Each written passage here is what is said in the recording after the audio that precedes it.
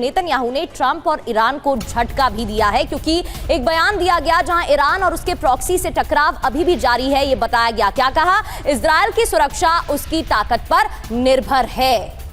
तो इजराइल की सुरक्षा इजराइल की ताकत पर निर्भर है, यह बयान दिया गया है। हालांकि ईरान युद्ध में टकराव अभी बाकी है और जो बात अभी तक एक्सपर्ट्स कह रहे थे उसी आधार पर आगे नेतन्याहू के इस ऐलान के भी मायने समझिए, क्योंकि ईरान और उसके सहयोगी के खिलाफ अभियान जारी है। हमने उन्हें चोट पहुंचाई लेकिन ये अभी खत्म नहीं हुआ है। इजराइल की ताकत ही उसका भविष्य तय करेगी और ईरान और उसके प्रॉक्सी नेटवर्क को बड़ा खतरा बताया गया है।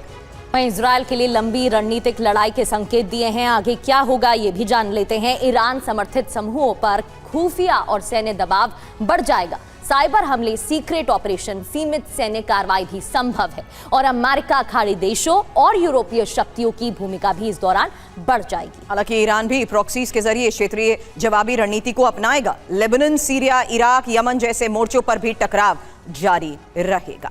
संजय सोई सर, जिस तरीके से नेतन्याहू के बयान सामने आ रहे हैं, साफ है नेतन्याहू अपने लक्ष्य को पूरा करना चाहते हैं। शुरुआत से जो उनके ऑब्जेक्टिव रहे हैं वो उस बात पर अड़े हुए हैं।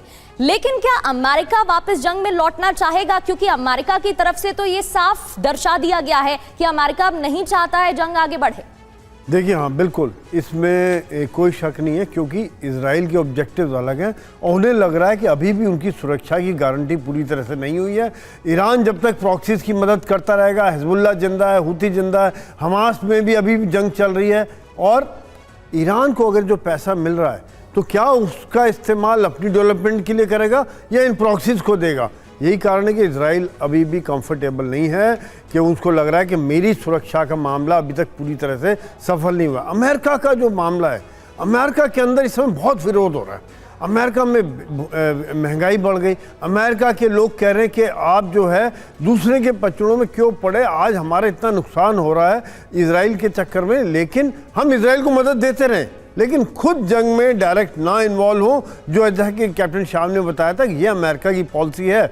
यहाँ पर ये फिर जंग में घुस गए और जिसका खामियाजा उनको भुगतना पड़ रहा है। आज देश में जो परसेंटेज है 69% तक चले गए हैं जो जंग के खिलाफ हैं और जो चाहते हैं कि हम इस जंग को जारी ना रखें। तो ऐसे में ये बड़ा चैलेंज है उनके लिए, क्योंकि ये डेमोक्रेटिक कंट्री है, वहाँ पर मिड टर्म इलेक्शंस भी आ रहे हैं। ऐसे में उनके लिए बहुत ज़रूरी है कि किसी न किसी तरह से रिस्पेक्टफुली हॉर्मूज को खोल के वो बाहर निकल जाएं। बाकी चीज़ों से भी अभी आप देखें जो संधि हुई है। Sir, sorry to butt in sir, अगली खबर भी सुनिएगा। डोनाल्ड ट्रंप को सेफ एग्जिट तो मिला नहीं, विक्ट्री एग्जिट तो भूल ही जाइए, क्योंकि बात अगर मिसाइल कार्यक्रम की भी करें तो एक और बड़ी खबर इसको लेकर अब आ रही है, जहां मिसाइल कार्यक्रम डील का हिस्सा नहीं और मिसाइल प्रोग्राम पर राष्ट्रपति पेजेश्कियान का यह बयान है, मिसाइल मिशन कभी एमओयू में नहीं होगा, वार्ता का हिस्सा नहीं है मिसाइल मिशन।